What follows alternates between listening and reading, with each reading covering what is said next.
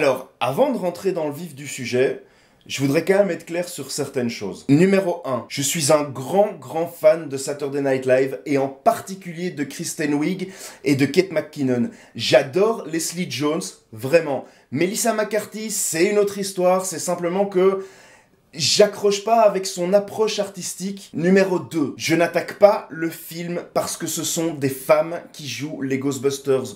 Je suis super content qu'on ait décidé de mettre un peu plus de nanas dans l'univers de Ghostbusters. Le point de vue d'attaquer le film à cause des nanas est un point de vue que je n'embrasse absolument pas. Numéro 3, je le précise parce qu'il y aura toujours des gens pour se poser la question. Je fais des sketchs, hein, ça veut dire que tout ce que je dis ne représente pas spécialement toujours ce que je pense. Je n'ai d'ailleurs jamais fisté personne avec un cactus, hein, sinon je serais en prison. Maintenant que ces joyeusetés sont dites, on passe au vitriol. Salut, c'est Harvey et Emilio. Et aujourd'hui, c'est la dernière de la saison.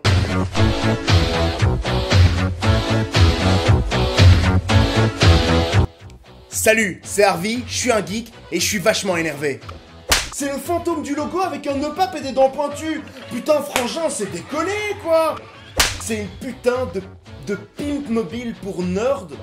Déjà, les bandes pour rouler à vélo dans la nuit sur les combinaisons. Ils avaient même mis le nœud papillon de Rohan pour me faire chier.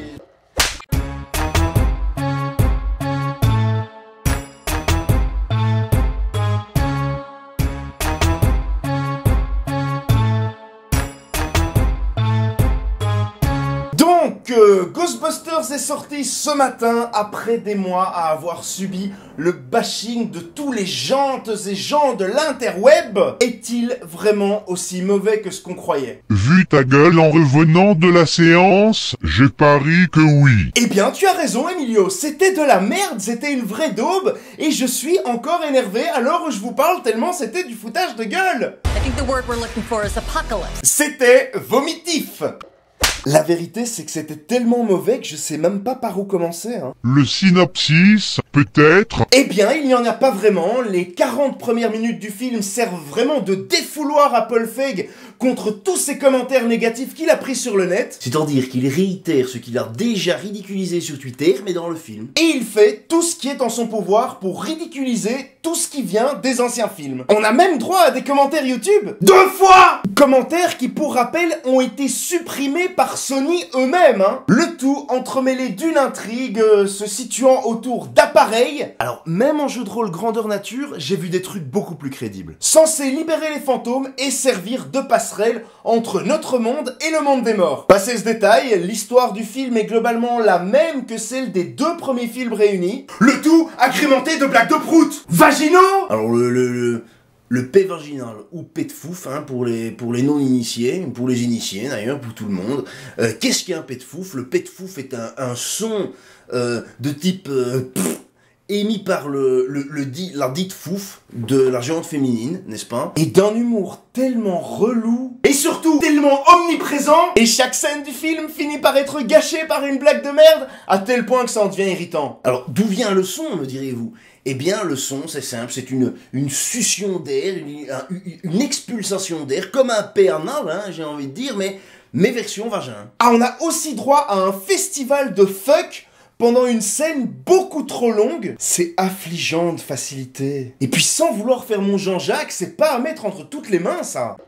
Alors dans le genre effort de ouf, on est dans un monde où les protagonistes sont au courant des mêmes choses que le spectateur en même temps que le spectateur, donc elles tirent des conclusions et elles arrivent avec des trucs en mode Osef! Tranquille, cousin! Toi, mon vieux, tu connais vraiment pas bien les gonzesses, hein. Elles sont au courant de tout, elles savent tout, mieux que tout le monde et mieux que personne. Voilà, c'est simple. Pas pour rien que c'est elles qui font leur dans Game of Thrones, hein.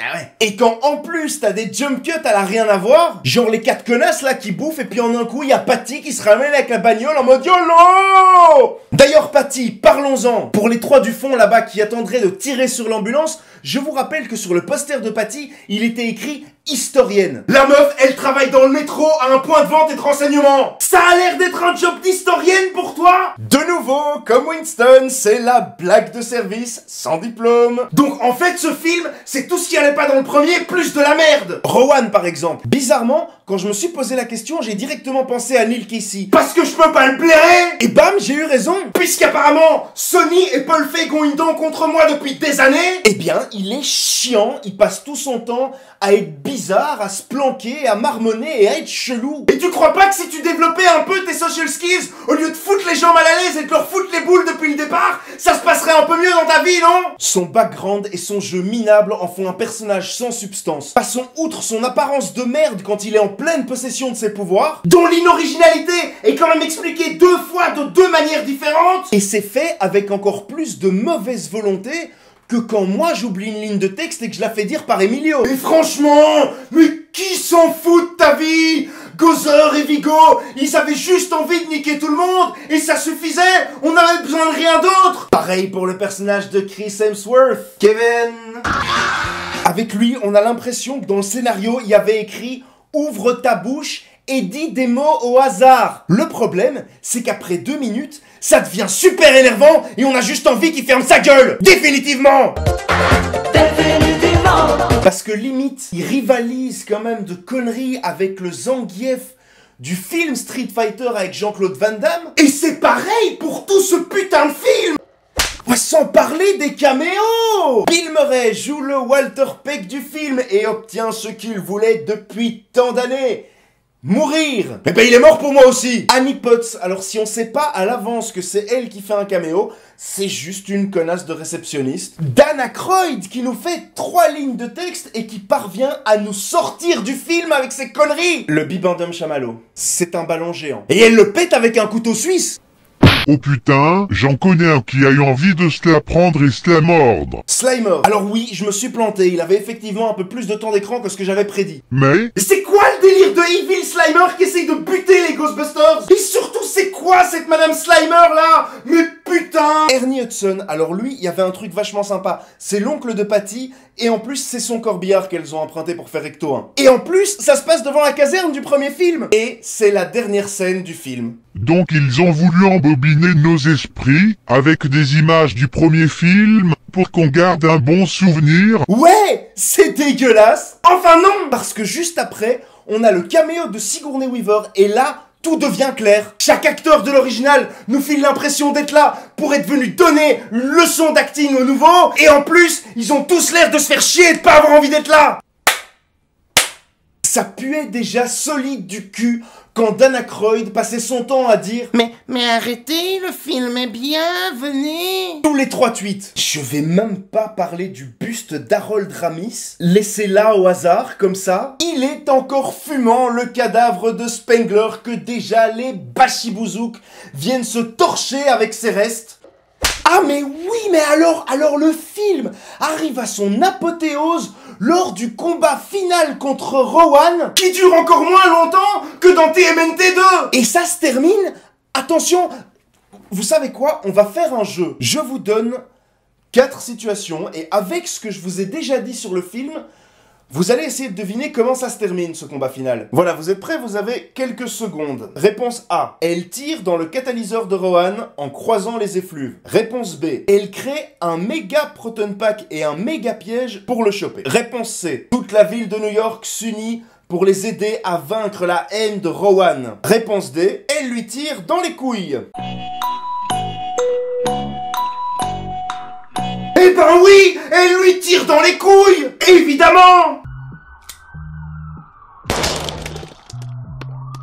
Et c'est bien ça le problème avec le Ghostbusters de Paul Feig, c'est une putain de parodie. Le problème, c'est qu'après 2 heures, on est énervé et on finit par faire des vidéos comme ça. Parce que le film m'a donné l'impression d'avoir le même traitement qu'un scary movie tout du long. Et comme l'autre Paul Fuck là, il a trop de fierté pour reconnaître qu'il a pas les épaules pour porter le bazar, non, qu'est-ce qu'il a fait? Il a été payé Dan Aykroyd et Ivan Reitman pour foutre leur nom au générique et il a entraîné dans sa chute avec lui 3 super bonnes actrices qui font partie des femmes les plus comiques du moment. Le tout avec la plus grosse mauvaise foi du monde. Chaque décision prise par Paul Feig tout au long du développement depuis le début du film n'avait qu'un seul et unique but: la malveillance. Parce qu'avec toute la meilleure volonté qui existe sur cette planète, tu peux pas être fier d'un torchon pareil. Très sincèrement, la dernière fois que je suis sorti aussi de mauvaise humeur d'un film, c'était quand j'ai été voir Rosetta des frères Dardenne. Ghostbusters est le pire film de 2016. Et j'ai vu Gods of Egypt, hein. Enfin, une partie. Il fait passer la plupart des remakes pour de beaux hommages. Personnellement, me fait même regretter d'avoir bâché Michael Bay. Parce que Michael Bay, finalement, pas si mal que ça, hein. On a toujours besoin de mettre voilà, et Megan, le cul de Megan Fox, mais au final, hein, est-ce qu'il fait vraiment un si mauvais boulot que ça? Je me suis sincèrement fait chier, c'était de la merde, point final. Et c'était un remake, pas un reboot. Ils ont juste tout mixé dans un film parce qu'ils savaient très bien qu'il n'y en aurait pas de deuxième. D'ailleurs, spoiler alerte, la voiture est détruite à la fin et elles ont la caserne. Merci, bisous. Bon, je vais prendre l'air parce qu'à ce rythme-là, moi je vais m'ulcérer le cerveau. Ils m'ont vidé de mon âme. Dis cette commande là pour les missiles chez Paul Feig, ça avance pour les faire péter sa maison ou pas là? Merci à tous d'avoir regardé la vidéo jusqu'ici, j'espère qu'elle vous a plu, merci beaucoup d'avoir regardé toute la saison aussi, si vous nous suivez depuis le début, ou même si vous êtes arrivé en cours de route, ça me fait vraiment plaisir, j'espère que vous avez aimé, n'hésitez pas à me laisser des commentaires en bas dans les commentaires, si vous voulez, voilà, n'hésitez pas à vous abonner à la chaîne non plus, hein, là où il y a marqué s'abonner, dans le générique ou en dessous de la vidéo, comme vous voulez, même sur la page, n'hésitez pas à partager la vidéo à tous vos contacts, sur votre mur, à vos voisins, à vos parents, à votre grand-mère, elle peut peut-être aimer si jamais. N'hésitez pas non plus à me taper des commentaires, même comme ça je les lirai. Tu peux me suivre sur Facebook, tu peux me suivre sur Twitter, sur Instagram, sur Snapchat, sur Periscope. Je vous dis, continuez à rager, ne vous laissez pas bouffer votre patrimoine geek, ne vous laissez pas faire. Et sur ce, on se retrouve aux alentours du 15 octobre, début novembre, mais peut-être avant. Je vous souhaite une bonne fin de vacances, une bonne seconde session pour ceux qui sont en examen, un bon retour de vacances pour ceux qui sont en vacances, juste bienvenue pour ceux qui arrivent comme ça à la one again random et qui se joignent à nous en cours d'aventure. Et je vous dis à la prochaine, prenez soin de vous.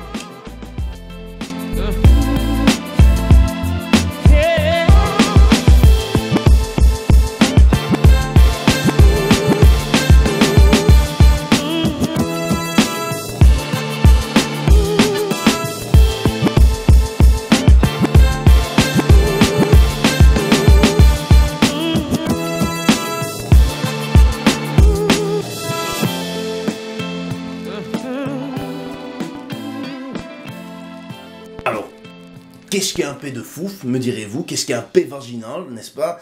Eh bien, c'est un son émis, n'est-ce pas, par la vulve féminine pour expectorer de l'air. Voilà, elle envoie de l'air dehors, au même titre qu'un P anal, hein, mais au niveau de la vulve.